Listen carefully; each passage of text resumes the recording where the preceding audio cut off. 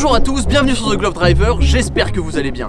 Il y a quelques temps, quand la BMW M2 est sortie, j'ai directement été conquis par cette voiture. Elle reprenait tous les codes esthétiques et moteurs de la série 1M que j'adore, un look très bodybuildé, un moteur de folie dans un format super compact, bref, super voiture de sport. Mais il y avait quand même quelques petits défauts esthétiques qui m'ont toujours laissé un peu sur ma faim. Par exemple, les jantes qui étaient la même que la M4 et les sièges qui étaient directement issus d'une série 2. Heureusement aujourd'hui, grâce à la concession BMW Charrier, je vous propose l'essai de la M2 compétition, celle qui répond à tous les petits défauts de la M2.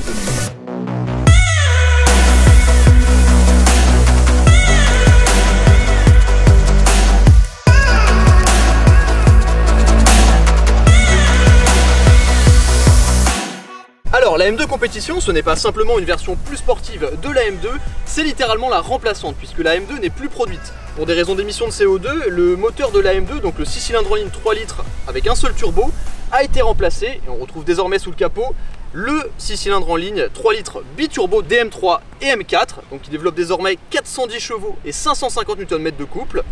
Esthétiquement, on a aussi eu beaucoup de changements. Déjà, vous le voyez, ces superbes jantes, donc qui sont spécifiques à la PAC compétition, qui viennent enfin remplacer les jantes classiques entre guillemets de la M2. À l'avant, on retrouve également les phares BMW Adaptive LED, donc qui étaient déjà présents sur la version LCI. Le diffuseur avant reste plus ou moins le même, mais on retrouve ici trois petites entrées d'air, alors qui ne sont pas fonctionnelles, ce n'est pas aérodynamique, simplement esthétique. Et d'ailleurs, avec les options M Performance, on peut avoir ici les couleurs BMW M, comme ici sur le petit logo. Autre modification à l'avant, la double grille est désormais jointe. Je trouve que ça donne un air très agressif, surtout là avec le contraste noir brillant et la couleur Hockenheim Silber, donc un gris métallisé. C'est vraiment très élégant. On retrouve de nouveaux badges sur les ailes avant, les rétroviseurs BMW M avec ici cette partie qui repart vers la carrosserie. Esthétiquement, c'est très joli à l'extérieur, mais aussi à l'intérieur, puisqu'on a la vue sur voilà, cet élément assez design. Vraiment très sympa. On retrouve les ailes très galbées habituellement sur la BMW M2.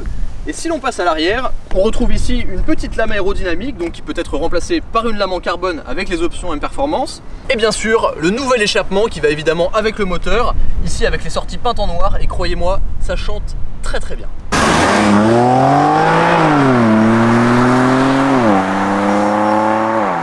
Petit détail que j'adore à l'arrière, on a le badge M2 compétition qui est peint en noir. C'est subtil, mais lorsqu'on voit la barre en noir, on sait que c'est pas une M2 normale. Et ça, on aime bien.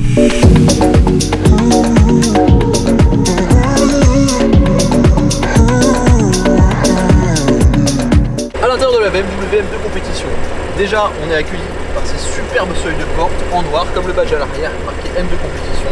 Sur la porte, ici, on a des matériaux assez durs. Là, de l'Alcantara surpiqué orange, très très sympa. C'est une option dans cette voiture. Et ensuite, la poignée de porte avec un carbone que j'adore parce que c'est pas du carbone qui est verni, il est très brut et il est presque irrégulier, donc c'est très agréable au toucher. Alors je vous en ai aussi parlé au début, mais la M2 compétition, elle a des nouveaux sièges issus de la BMW M3 et M4. Ils ont un super support, très bon maintien latéral, ils sont très très profonds. En plus ils sont jolis. Donc l'intérieur est entièrement en cuir noir surpiqué orange, vous voyez ici les surpiqûres. Sur le côté là, il y a une petite touche d'Alcantara, très sympa. Ils sont très très larges et bien épais au niveau des épaules, donc c'est super. Ensuite à l'intérieur, bon, c'est très standard BMW, c'est toujours sobre, mais honnêtement tout tombe très bien sous la main. Comme dans toutes les BMW actuelles, le système d'infodivertissement est hyper réactif. Vous voyez, il est tactile, très réactif. On peut le gérer à partir de l'écran comme à partir de la molette qui est ici à ma droite et qui tombe parfaitement sous la main. Ensuite au niveau de la planche de bord, on a aussi cette même vague de carbone très brute, j'aime beaucoup, qui court aussi ici le long de la console centrale. Dans l'ensemble, une ambiance assez sobre, mais quand même très sportive, avec la qualité de finition de BMW. Le volant est le même que dans l'ancienne BMW M2, mais il y a deux nouveaux boutons qui sont extrêmement importants. Ici le M1 et le M2, donc ce sont des modes de conduite paramétrables, donc vous pouvez entièrement choisir sur le système e-drive voilà quel mode vous désirez, donc la consistance de la direction, la réponse du moteur, l'échappement ouvert. Aujourd'hui on a la voiture avec la boîte double embrayage à 7 rapports, donc avec ces superbes palettes qui sont en métal derrière, ça j'adore. Il faut d'ailleurs savoir que la voiture est aussi disponible en boîte mécanique, et ça c'est vraiment un super atout contre la concurrence, parce que si je pense à une voiture propulsion 410 chevaux avec une boîte mécanique, j'en trouve pas beaucoup quand même, donc ça c'est très bien joué de la part de BMW. Et maintenant ce que je pense qu'on va faire, c'est aller la conduire.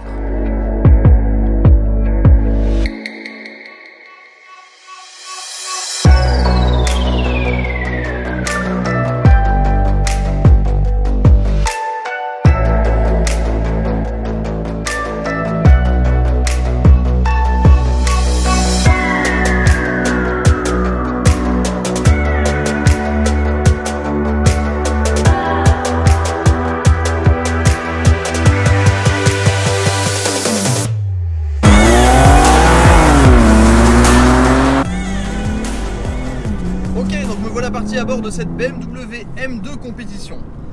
Alors déjà, je reviens sur les sièges, mais ça fait tellement plaisir d'avoir enfin les beaux sièges M Sport dedans. En plus, je viens de découvrir une option qui est géniale. Les renforts latéraux sur les côtés, ils sont réglables. Donc vous pouvez régler la force avec laquelle ils vous tiennent. Donc ça c'est super, là je suis hyper bien maintenu. La position de conduite est extraordinaire, très profond, très proche du volant. Donc ça déjà c'est génial. Alors, il y a différents modes de conduite. Il y a Sport Plus, Sport et Efficient. Alors efficient, c'est si vous voulez rouler vraiment en mode tranquille. Sport, la direction est raffermie. Hop.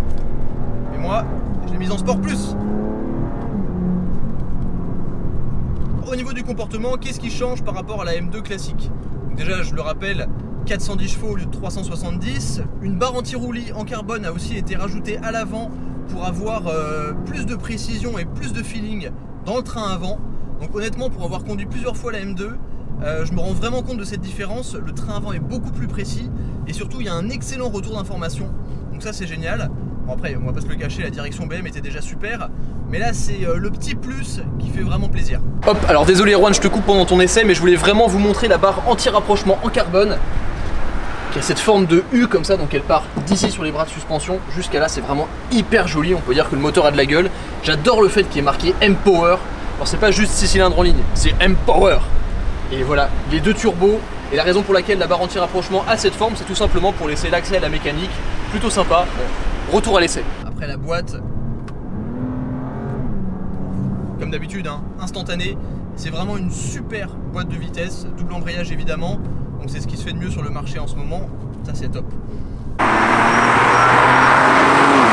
Si j'appuie sur le bouton M1, elle me met dans le mode que j'ai configuré, donc M Drive 1 qui apparaît ici sur l'écran, le SP en mode confort, le moteur en mode sport, la direction en mode sport plus parce que je veux vraiment avoir une direction à la directe, j'adore avoir quelque chose de très précis. Et si j'appuie sur le bouton M2, là j'ai full sport plus.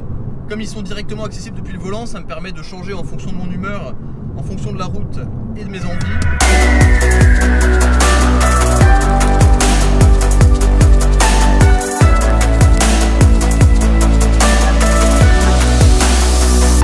La particularité de ce moteur par rapport à l'ancien, c'est que là, on a deux turbos, alors qu'avant, il n'y en avait qu'un seul. Et ce qui est étonnant, c'est que déjà, on a la nouvelle ligne d'échappement qui chante très très bien.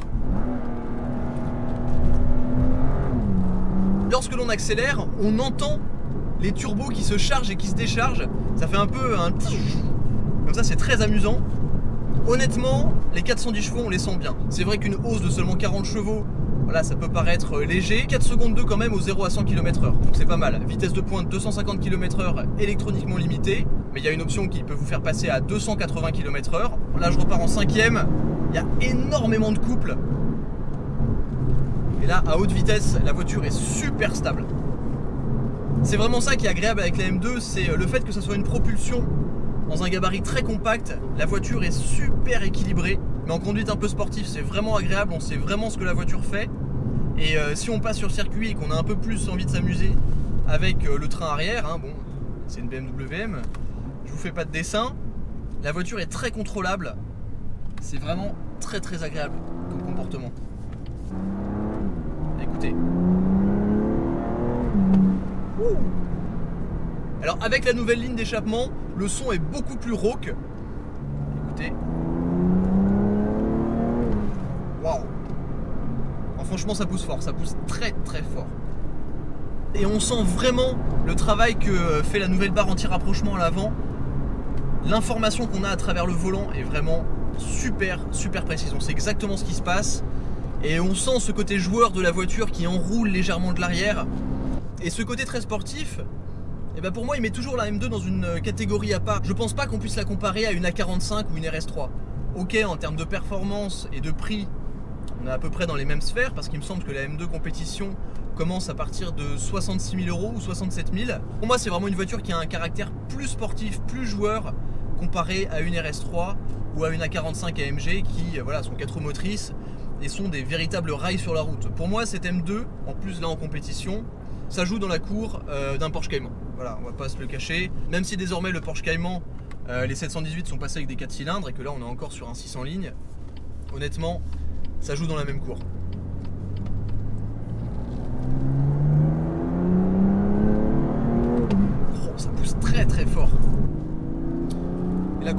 dans le virage, la direction est très précise, ça enroule un peu de l'arrière en sortie. Hop, freinage, la voiture est très stable. Ouais, c'est vraiment une arme. Honnêtement, le mot compétition, elle porte plutôt bien son nom, la voiture.